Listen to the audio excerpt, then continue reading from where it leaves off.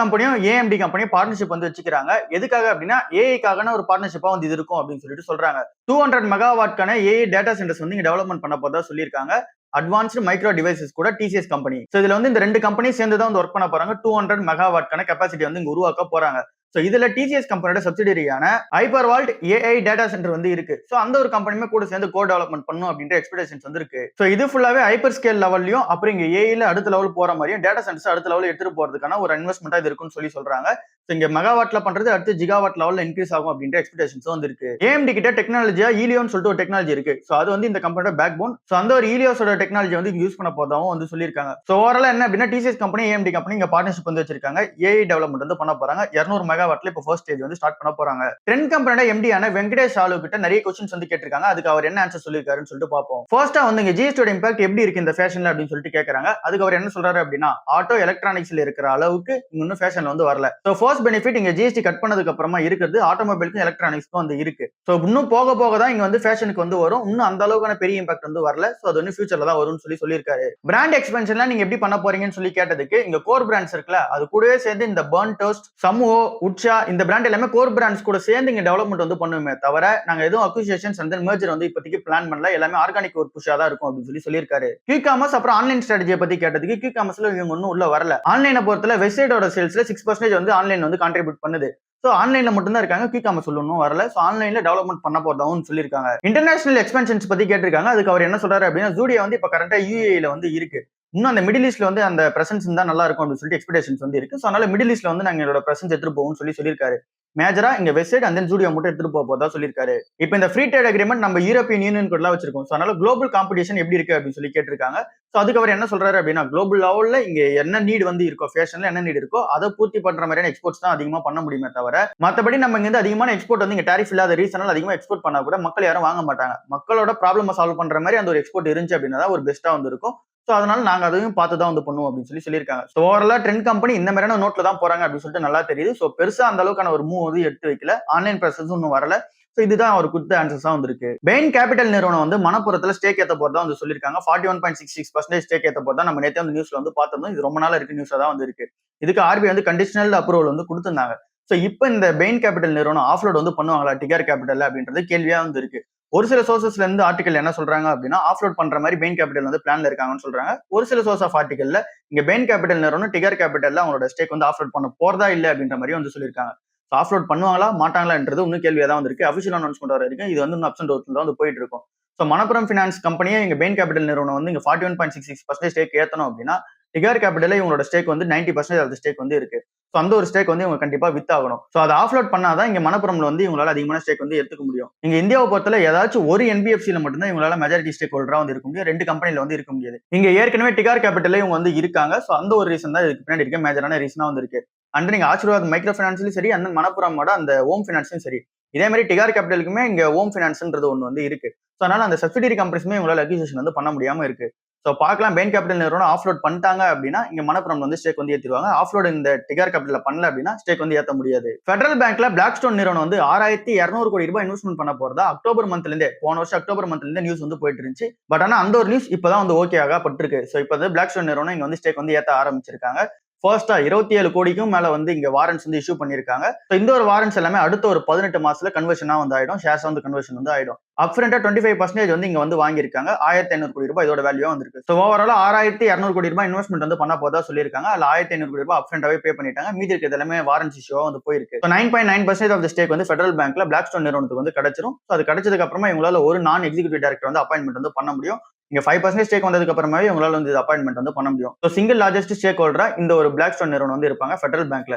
So பார்க்கலாம் இது எல்லாமே எப்படி போய் முடியுதுன்னு சொல்லிட்டு. குவாலிட்டி வால்ஸ் இந்தியா லிமிடெட் வந்து நேத்திக்கான நல்ல லிஸ்டா இருக்கு. 40 ரூபாய்க்கு லிஸ்ட் ஆகும்னு சொல்லிட்டு எக்ஸ்பெக்டேஷன்ஸ் வந்து இருந்துச்சு மார்க்கெட்ல. பட் ஆனா கொஞ்சம் கம்மியா தான் லிஸ்ட் ஆயிருக்கு. 29 ரூபாய்க்கு தான் வந்து லிஸ்ட் ஆயிருக்கு. 27% கம்மியா தான் வந்து லிஸ்ட் ஆயிருக்கு.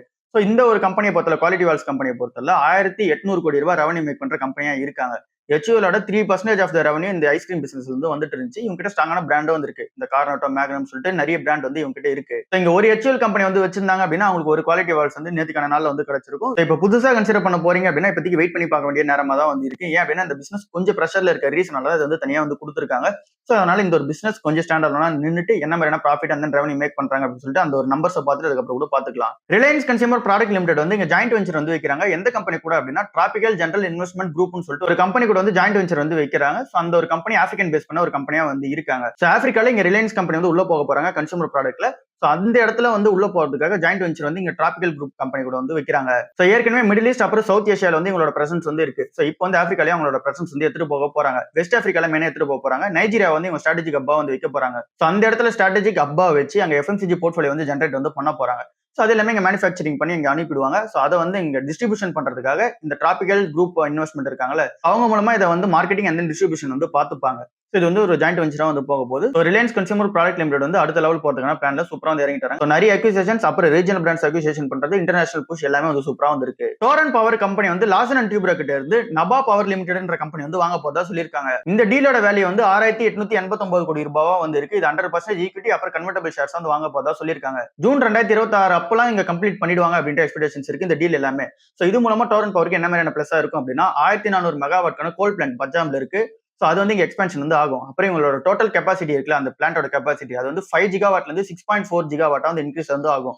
ஸோ டோரண்ட் பவருக்கு இது ஒரு பெரிய பிளஸா வந்து இருக்கு. நிஃப்டி ஐடியா வந்து ஆல் டைம் ஹைல இருந்து ரொம்பவே வந்து கீழே விழுந்திருக்கு. 32% ஆல் டைம் ஹைல இருந்து வந்து டிராப் ஆயிருக்கு. லாஸ்ட் ஒரு 4 நாள்ல மட்டும் 10% வந்து டிராப் ஆயிருக்கு நிஃப்டி ஐடி. ஸோ இதுல மேஜரா வந்து இருக்குது TCS and then HCL tech, Wipro, Infosys. இது எல்லாமே டாப் 4 பிளேயரா இருக்காங்க. ஸோ இந்த ஸ்டாக்ஸ் எல்லாமே அதிகமா விழுந்திருக்கு. அதனால இண்டெக்ஸே வந்து பாத்தீங்கன்னா ரொம்பவே வந்து டிராப் ஆயிருக்கு. ஸோ இதுக்கு பின்னாடி ரீசன் என்னெல்லாம் நம்ம நிறைய வாட்டி வந்து பார்த்துட்டோம். இது எல்லாமே 2008 லேமன் ஃபினான்ஷியல் கிரைசிஸ் வந்து இருக்குல்ல.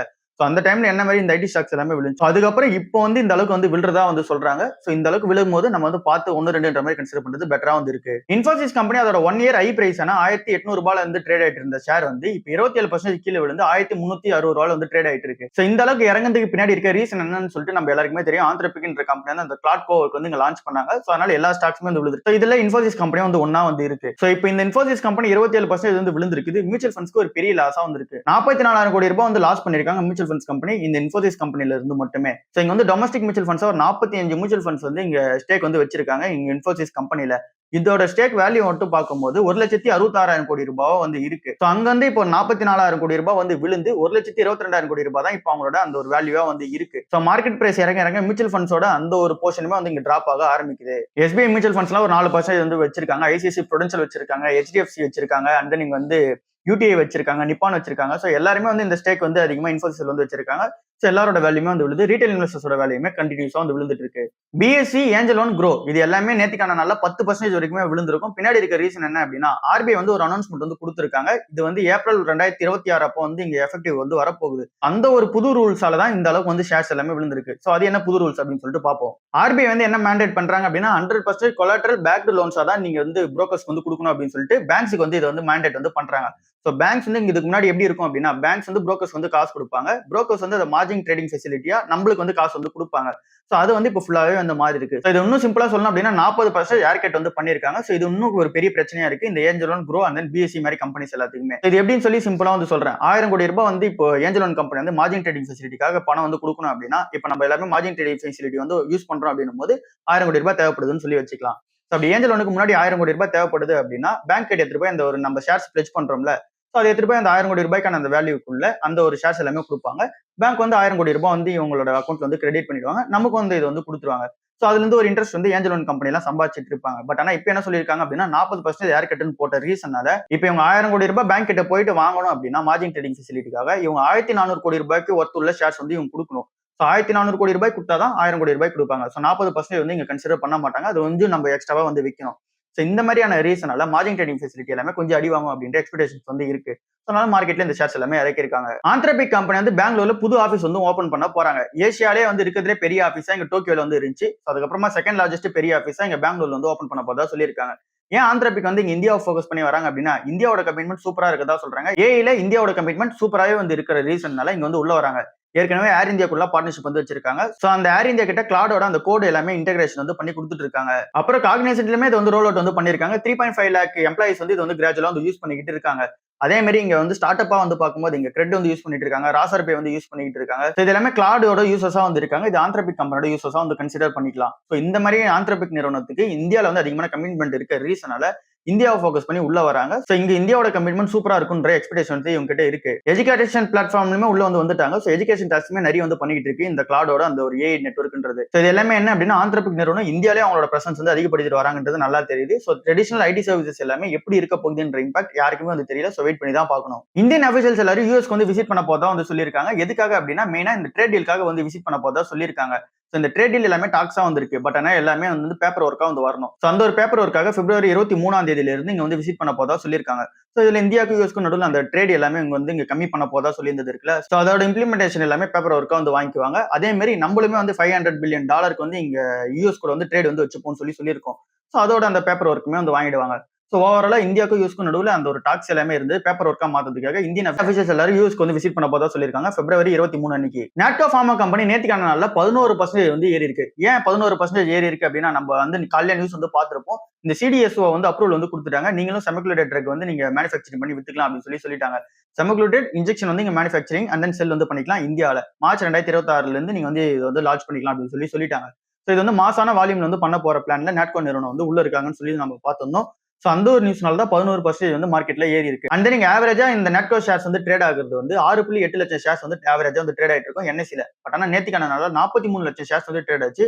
6.4 மடங்கு வந்து அதிகமா வந்து ட்ரேட் ஆயிருக்கு. ஸோ அதனால ஷேர் பிரைஸ் எல்லாமே வந்து அப்பா இருக்கு. ஸோ இது வந்து நாட்கோல உள்ள அப்டேட்டா வந்து இருக்கு. கோல்டு அண்ட் தென் சில்வர் இன்னைக்கான நாள்ல என்ன இருக்கு அப்படின்னு சொல்லிட்டு பார்த்தோம் அப்படின்னா கோல்டு வந்து 0.7% வந்து டிராப் ஆயிருக்கு. சில்வரை பொறுத்தளவுல 3% வந்து டிராப் ஆயிருக்கு. $5000 per ounce கீழே வந்து இங்க கோல்டு வந்து இறங்க ஆரம்பிச்சிருக்கு. 4900 சில்லற ரூபாயில வந்து இங்க ட்ரேட் ஆயிட்டு இருக்கு. சில்வர் வந்து 3% டிராப் ஆகி $74 per ounce வந்து இப்ப ட்ரேட் ஆயிட்டு இருக்கு. இங்க கோல்டு MCX கணக்குல பார்த்தோம் அப்படின்னா 1,50,000 சில்லறையில வந்து இருக்கு. சில்வர் வந்து 2,40,000 per kg வந்து இந்த MCX கணக்குல வந்து ட்ரேட் ஆயிட்டு இருக்கு. ஸோ ஏன் கோல்டு அண்ட் தென் சில்வர் விழுது அப்படின்னா டாலர் வந்து ஸ்ட்ராங் ஆக ஆரம்பிச்சிருக்கு. இதுக்கப்புறம் இன்ட்ரெஸ்ட் ரேட் வந்து கட் இருக்குமா அப்படின்ற எக்ஸ்பெக்டேஷன்ஸ் வந்து மார்க்கெட்ல வந்து கிடையாது. ஏன் அப்படின்னா ஜாப் டேட்டா சூப்பரா இருக்கு, இன்ஃபிளேஷன் அண்டர் கண்ட்ரோல்ல வந்து இருக்கு. ஸோ இந்த மாதிரி இருக்க ரீசனால இங்க இன்ட்ரெஸ்ட் ரேட் வந்து கட் பண்ண மாட்டாங்க என்ற எக்ஸ்பெக்டேஷன்ஸ் வந்து இருக்கு. ஸோ அப்படியே மெயின்டைன் ஆனாலும் கூட கோல்டு அண்ட் சில்வருக்கு ஒரு பெரிய பிரச்சனை தான். டாலர் வேற ஸ்ட்ராங் ஆக ஆரம்பிச்சிருக்கு. ஸோ இது எல்லா ரீசன்ஸ்னாலையும் கோல்டு அண்ட் சில்வர் கொஞ்சம் வந்து டிராப் ஆக ஆரம்பிச்சிருக்கு.